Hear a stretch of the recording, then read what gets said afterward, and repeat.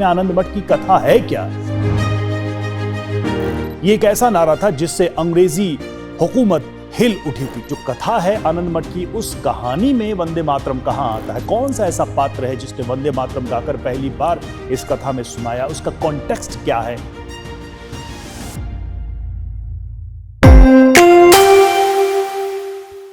स्वतंत्रता दिवस पर पहली बार लाल किले के प्राचीर से वंदे मातरम की धुन बजाई गई, वंदे मातरम गाया गया।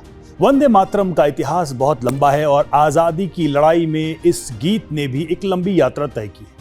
लंबे समय तक वंदे मातरम को उसके पूरे स्वरूप में गाने को लेकर विवाद भी रहा, लेकिन इन सारी बातों को, इन सारे तथ्यों को अगर छोड़ दें, वंदे मातरम जो राष्ट्रगीत है वो आनंद मठ उपन्यास से निकल कर आया। तो आनंद मठ की पूरी कहानी है क्या? आनंद मठ के किस हिस्से में किस पात्र ने वंदे मातरम को पहली बार गाया और उसका भाव क्या था? क्या वंदे मातरम आनंद मठ उपन्यास का हिस्सा था या उसकी रचना अलग हुई और उसे आनंद मठ में जोड़ा गया? ये बहुत सारे सवाल हैं, बहुत दिलचस्प सवाल हैं। आनंद मठ की कहानी और उसमें वंदे मातरम के जयघोष और इस गीत की भूमिका क्या रही, आज इसी पर बात करेंगे, आपको इसी कहानी के बारे में बताएंगे। नमस्कार, मैं हूं आपके साथ रवि मिश्रा। देखिए, आनंद मठ जिससे वंदे मातरम ये गीत निकला और आजादी की लड़ाई में ये हर योद्धा का एक प्रेरणा स्रोत बन गया। ये एक ऐसा नारा था जिससे अंग्रेजी हुकूमत हिल उठी थी। फांसी के फंदे पर झूलने वाला, अंग्रेजों की गोलियों के सामने अपनी छाती खोली करके उनको चुनौती देने वाला हर व्यक्ति वंदे मातरम का जयघोष करता रहा।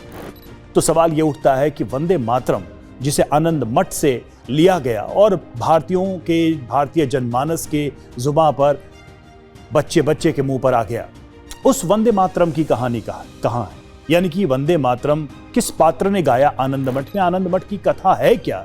यह जानना बहुत जरूरी है। देखिए, आनंद मठ उपन्यास 1882 में छपा था, लेकिन यह भी कहते हैं कि 1870 में ही वंदे मातरम की रचना हो चुकी थी और जब ये पब्लिश हुई ये किताब या ये कहानी, तो उसमें इसको जोड़ा गया। लेकिन जो कथा है आनंद मठ की, उस कहानी में वंदे मातरम कहां आता है? कौन सा ऐसा पात्र है जिसने वंदे मातरम गाकर पहली बार इस कथा में सुनाया? उसका कॉन्टेक्स्ट क्या है?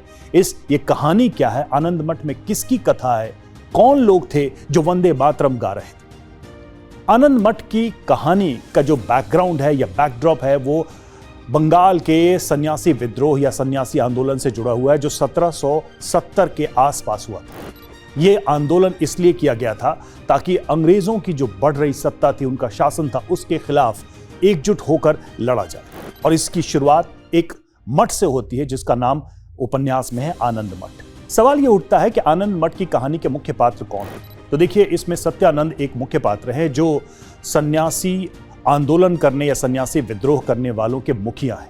उसके बाद भवानंद का नाम आता है जो बड़े योद्धा होते हैं। जीवानंद भी एक बड़े योद्धा होते हैं और इसके अलावा एक महेंद्र और कल्याणी पात्र हैं। शांति भी एक पात्र हैं। ये लोग कौन हैं? ये क्या कर रहे थे? कहानी कैसे शुरू होती है, ये मैं आपको बताता हूं। बंगाल में भीषण अकाल था।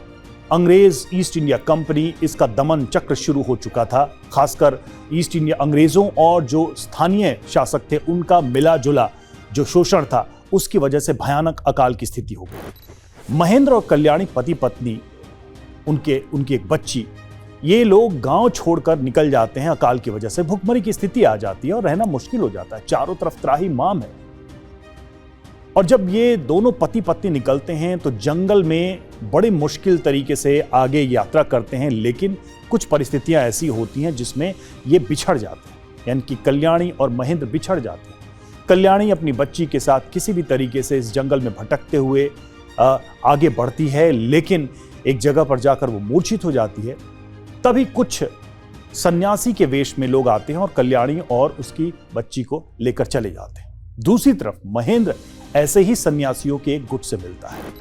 ये जो सन्यासी होते हैं, ये जिस आश्रम में लेकर जाते हैं या जिस मठ में लेकर इन लोगों को जाते हैं, वो कहलाता है आनंद मठ, और यही शीर्षक है इस पूरी कहानी का। अब देखिए कि कल्याणी की बेटी को सन्यासी ले जाती हैं। उधर महेंद्र की मुलाकात जो होती है वो होती है भवानंद से। भवानंद जो कि बहुत बड़े योद्धा थे, और रास्ते में जब वो चलते हैं तो बरबस ही एक गीत गुनगुनाते हैं, वंदे मातरम। यानी कि कहानी में यही वो हिस्सा है जहां भवानंद पहली बार वंदे मातरम गाते हैं। तो फिर महेंद्र चौंक कर पूछता है कि ये कैसा गीत, क्या अर्थ है इसका। तब फिर भवानंद और बाकी सन्यासी इस गीत को पूरी तरह से गाते हैं और बताते हैं कि भाई इस गीत में हम इस धरती को माता मानते हैं, देवी मानते हैं और उनकी आराधना करते हैं, उनकी वंदना करते हैं। इसके बाद महेंद्र को वो लोग एक मंदिर में ले जाते हैं, मठ के मंदिर में, जहां वो देवी के 3 रूप दिखाते हैं। और देवी के 3 रूप दिखाते हुए वंदे मातरम का फिर से जय घोष होता है और उन देवी के 3 रूप का वर्णन महेंद्र को किया जाता है। पहला रूप बताया जाता है वो रूप जो माता का वैभवशाली रूप था। सन्यासी कहते हैं कि ये हमारी भारत माता है और इनका ये अतीत का रूप है। दूसरा रूप दिखाते हैं काली का, कहते हैं कि ये हमारी माता का, भारत माता का वर्तमान रूप है, जिसमें इस वक्त संघर्ष है, जिसमें इस वक्त एक विपन्नता है, एक चुनौती है। और एक भविष्य का रूप दिखाते हैं जिसमें इससे हम निकलकर अपनी भारत माता के वास्तविक स्वरूप को देख पाते हैं। असल में मां दुर्गा के रूप में 3 रूप दिखाए गए महेंद्र को और कहा गया कि यही हमारी भारत माता है। और यहीं से वंदे मातरम के जय घोष की गूंज हर सन्यासी के जुबान पर आ जाती है। कहानी आगे बढ़ती है। अंग्रेजों के खिलाफ ये सन्यासी जो है इकट्ठा होते हैं, ट्रेनिंग होती है, ये बेसिकली गोरिल्ला वॉर होता है और ये लोग अंग्रेजों की टुकड़ियों पर हमला करते हैं छुप छुप कर। लेकिन धीरे धीरे ईस्ट इंडिया कंपनी अपनी सेना जमा करती है और इनके दल को, जिसको संतान दल यानी आनंद मठ में संतान दल या संतान समूह कहा गया है, ये खुद को अपने आप को सन्यासी भारत माता की संतान कहते थे, इसलिए इसका नाम भी संतान दल था।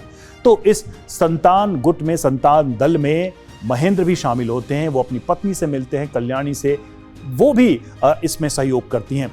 और एक जीवानंद करके और इसमें योद्धा होते हैं, उनकी पत्नी शांति होती हैं। वो अपनी पत्नी को छोड़ के देश के लिए इस आनंद मठ में आते हैं, लेकिन पत्नी भी पीछे पीछे पुरुष का वेश बनाकर आ जाती हैं और अंततः उनको भी इस मठ में जगह मिल जाती है। वो भी अंग्रेजों के खिलाफ लड़ती हैं। तो इस तरीके से ये पात्र हैं। अंग्रेजों के खिलाफ बहुत भयानक युद्ध होता है। बड़े भावुक से पल हैं जहां पर व्यक्तिगत हित या रिश्तों को छोड़कर लोग आगे बढ़ना चाहते हैं। महेंद्र और कल्याणी के रिश्ते में भी एक जगह ऐसी स्थिति आती है जब कल्याणी सोचती है कि मैं क्यों ना अपना जीवन समाप्त कर लूं, ताकि महेंद्र इस भूमि के लिए, भारत माता के लिए मुक्त होकर लड़ सके, मेरी मोह में न पड़े। तो ये पल भी हैं। हालांकि ऐसा कुछ होता नहीं है, अंततः वो मौत के मुंह से बाहर आ जाती है। अंग्रेजों के खिलाफ जबरदस्त लड़ाई होती है। पहले अंग्रेज थोड़े भारी पड़ते हैं, लेकिन पूरी ताकत और जोश के साथ ये तमाम संतान दल के सन्यासी लड़ते हैं और अंततः ईस्ट इंडिया कंपनी जवान या सैनिक भाग खड़े होते हैं। फिर ये पूरा दल उनका पीछा करता है, लेकिन वो एक ट्रैप होता है, वहां उनके पास तोप होती है, तोप से वो हमला करते हैं। थोड़ी देर में समझ में आता है सन्यासी दल को कि तोप पर कब्जा करना होगा और फिर एक भयानक रक्तपात होता है और अंततः वो तोप पर कब्जा करके उसका मुंह अंग्रेजों की तरफ, अंग्रेजी सेना की तरफ मोड़ देते हैं और अंततः उनकी जीत होती है। लेकिन इस युद्ध में भवानंद की मृत्यु हो जाती है, वो वीर गति को प्राप्त होते हैं और इस तरीके से आप देखिए कि बड़ा ही मार्मिक दृश्य होता है। अंततः जीत मिल जाती है, महेंद्र और कल्याणी मिल जाते हैं। लेकिन जो मुख्य गुरु थे सत्यानंद, उनका क्या होता है? वो जब जाते हैं वापस आनंद मठ और ये तय नहीं हो पाता है कि आगे क्या करना है। बहुत सारे सन्यासी कहते हैं कि इस जंग को आगे बढ़ाएं और कहते हैं कि पूरे भारत पर एक बार फिर से हम अपना राज स्थापित करें, इस देश का राज स्थापित करें, भारत माता को मुक्त करें। लेकिन वहां पर सत्यानंद को उनके गुरु मिलते हैं, एक दिव्य पुरुष मिलते हैं और वो कहते हैं कि अब इस युद्ध का अंत करते हैं, आगे युद्ध करने की जरूरत नहीं है, क्योंकि अभी ये समय नहीं है, अभी भारत की वो ताकत नहीं है। अंग्रेज शिक्षा से, विज्ञान से आगे हैं। जब तक हम उस तकनीक, उस विज्ञान को सीखकर हम अपने पिछड़ेपन को छोड़कर आगे नहीं बढ़ते हैं, इस काबिल नहीं होते हैं कि सिर्फ उनको हराना नहीं बल्कि इस भारत को उस वास्तविक स्वरूप में लाने के काबिल नहीं बनते हैं, तब तक इस जंग को फिर से शुरू करने का कोई अर्थ नहीं रहता। और इस तरीके से सन्यासियों के गुरु तपस्या के लिए चले जाते हैं और बाकी लोग अपने जीवन में वापस चले जाते हैं। तो आनंद मठ का क्लाइमेक्स ये है। लेकिन वंदे मातरम का जो गान है पहली बार वो कहाँ हुआ, वो जंगल में हुआ, आनंद मठ के आश्रम में हुआ। उसमें जो माता दुर्गा के स्वरूप में भारत माता को उस मंदिर में स्थापित करके दिखाया गया, उससे प्रेरणा मिली। और इस तरीके से आप देखिए कि वंदे मातरम की कहानी आनंद मठ से निकलकर भारत के जन जन तक पहुंची।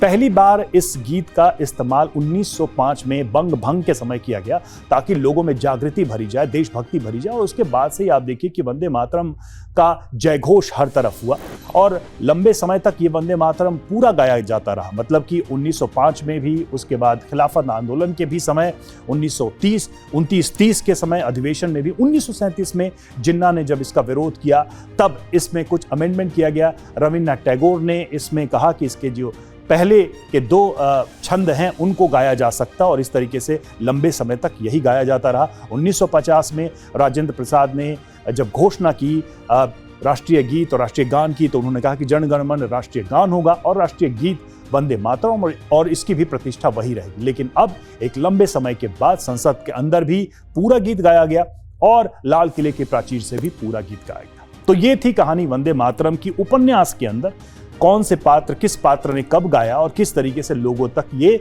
वंदे मातरम पहुंचता है, और जो कि इसकी एक अमर यात्रा होती है। और आज वंदे मातरम हमारी स्वतंत्रता की लड़ाई से लेकर भारत के वैभव का प्रतीक है। हर भारतीय के हृदय में है वंदे मातरम। तो वंदे मातरम से जुड़ी ये कहानी आपको कैसी लगी, कमेंट सेक्शन में लिखकर जरूर बताइएगा, अपनी राय दीजिएगा और हमारे चैनल को जरूर सब्सक्राइब कीजिए। देखते रहिए TV9 डिजिटल।